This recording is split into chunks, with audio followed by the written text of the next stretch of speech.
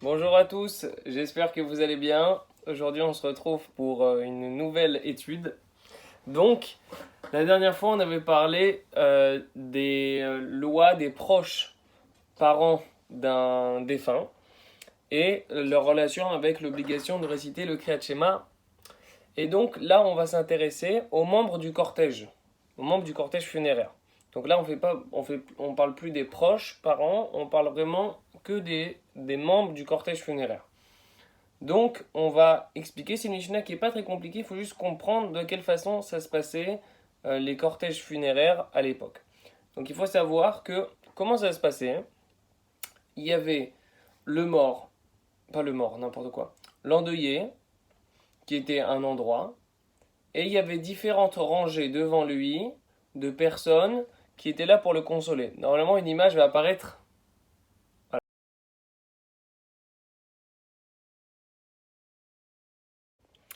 Bonjour à tous, j'espère que vous allez bien. Aujourd'hui, on se retrouve pour une nouvelle étude.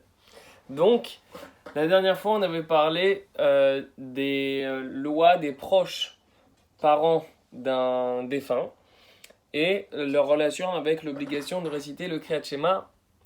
Et donc, là, on va s'intéresser aux membres du cortège, aux membres du cortège funéraire.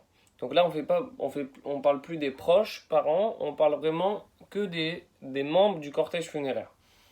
Donc, on va expliquer. C'est une Mishnah qui n'est pas très compliquée. Il faut juste comprendre de quelle façon ça se passait les cortèges funéraires à l'époque. Donc, il faut savoir que comment ça se passait. Il y avait le mort, pas le mort, n'importe quoi, l'endeuillé, qui était un endroit, et il y avait différentes rangées devant lui de personnes qui étaient là pour le consoler. Normalement, une image va apparaître. Voilà. Je ne sais pas où, mais en tout cas, elle va apparaître quelque part. Donc, voilà, normalement, donc vous pouvez voir sur cette image que il y a d'abord le mort, pas le mort, oh là là, d'abord il y a l'endeuillé et il va y avoir différentes rangées. Donc là, normalement, on n'en voit que deux, donc il y a deux rangées de personnes qui sont là pour consoler l'endeuillé. Donc justement, c'était de telle façon qu'on procédait, l'endeuillé et ensuite différentes rangées de personnes qui venaient le consoler de sa perte. Donc, on commence la Mishnah. Kavrou et Amet vechazrou.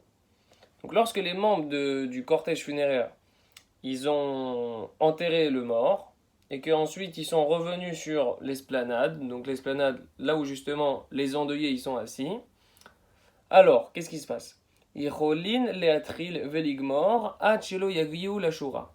Ils peuvent commencer le schéma et le terminer jusqu'à ce qu'ils arrivent à la shura.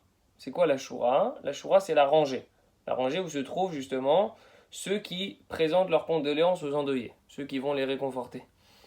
Donc, s'ils sont en mesure de commencer et de terminer la récitation du schéma avant d'arriver à la rangée, qui commence? Yatrilou.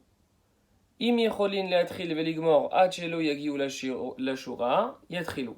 S'ils peuvent commencer le schéma, le terminer, et qu'ils ne seront pas encore arrivés à la rangée des personnes qui vont réconforter, alors qu'ils commencent le schéma. Veimlav, mais s'ils savent qu'ils ne pourront pas terminer le schéma, le commencer et le terminer, lo yatrilo. Ils ne peuvent pas commencer. On va déterminer ce que ça veut dire terminer le schéma. Hein. Haomdim bashura, ceux qui se tiennent dans la rangée. En vrai, dans les rangées. Apnimim pturim, ceux qui font partie de la rangée intérieure, donc proche du mort, de l'endeuillé, pardon. Apnimim pturim, ils sont exemptés de faire le schéma. Achitzonim, par contre, ceux qui sont derrière, ils sont dans les rangées qui sont derrière où l'endeuillé ne peut pas les voir, alors ils sont tenus de réciter le Kriyat Shema. Donc normalement là aussi il y a une image qui va apparaître, peut-être pas maintenant, tout à l'heure, donc là on va expliquer. C'est parti. Donc, Léatril Veligmor. À quoi on fait référence ici à commencer le schéma et le terminer? Paracha Achat et le Kriyat Shema. On fait référence ici à la première paracha, donc au euh, premier chapitre, première section de la récitation du schéma. Alors à quoi ça fait référence? Ça fait référence au premier verset du schéma qui est considéré comme un paragraphe à part entière. Donc c'est la Kabbalat Ol Malchut Shamaim. Est-ce que ça inclut le Baruch Shem? Je l'ignore. Mes notes ne le précisent pas.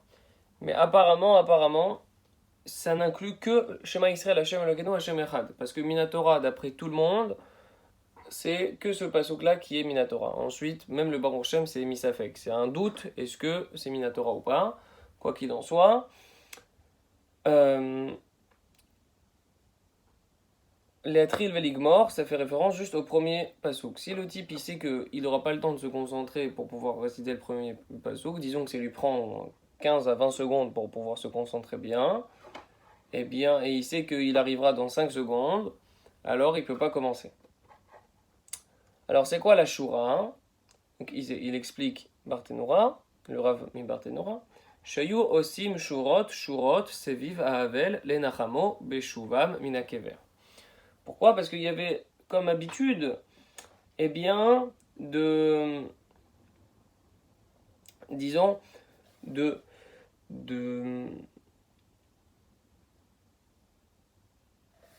me suis perdu, mince.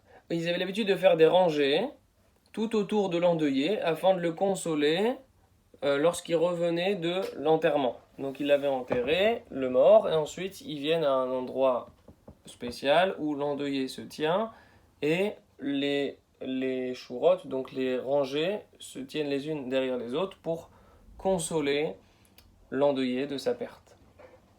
Donc, Veimlav, donc lorsqu'on a dit que si il savait qu'il ne pouvait pas commencer et terminer le schéma, alors il ne devait pas commencer. Shaya derer karov minakever adamakom, shebo osim ashura, ven pna ilatril veligmor achelo yagiu la shura. Donc on parle d'un cas où si le chemin qui menait du caveau, donc de la tombe, à l'endroit où se tient l'endeuillé, voilà où ils formaient leur rangée, si ce chemin-là il était très très court, de telle sorte qu'il n'y avait pas le temps pour eux de commencer, de terminer le premier verset du schéma avant d'avoir atteint la file. Donc dans un cas pareil, s'ils n'avaient pas le temps, qu'ils ne commencent pas. On a dit apnimim vers hitzonim. Donc il y a différentes rangées, les rangées intérieures et les rangées extérieures. Apnimim aroim avelim. Donc il s'agit de ceux qui sont en mesure de voir directement les endeuillés. Donc tout à l'heure je me suis un peu mal exprimé, j'ai dit l'inverse, j'ai dit que l'endeuillé pouvait les voir. Là c'est pas vraiment ça. C'est que les pnimim, c'est ceux qui sont capables de voir l'endeuillé ou les endeuillés. Vers hitzonim, c'est qui hitzonim? Shenam roim pnei avelim. C'est tout simplement ceux qui ne peuvent pas voir directement la face des endeuillés. Donc on résume très rapidement, c'est pas une Mishnah très très compliquée. Lorsqu'on avait enterré le mort et qu'ensuite il rentrait à l'endroit pour consoler l'endeuillé, si les personnes qui allaient consoler avaient la possibilité de commencer et de terminer le premier pasouk du Kriyat Shema, ils devaient le commencer. Par contre, s'ils savaient que le chemin était trop court pour pouvoir le réciter en ayant assez de kavana, au moins les kavanot minimales, ils ne devaient pas commencer. On a dit qu'il y avait une distinction dans les rangées intérieures et les rangées extérieures. On a dit que ceux qui faisaient partie des rangées intérieures, ça veut dire qu'ils étaient capables de voir l'endeuillé, ils étaient exemptés de réciter le Kriyat Shema. Et ceux qui étaient dans les rangées extérieures, c'est-à-dire qu'ils n'étaient pas capables de voir directement l'endeuillé, et ils avaient l'obligation de réciter le Kriyat Shema. Chazak ou Baruch, et à la prochaine fois.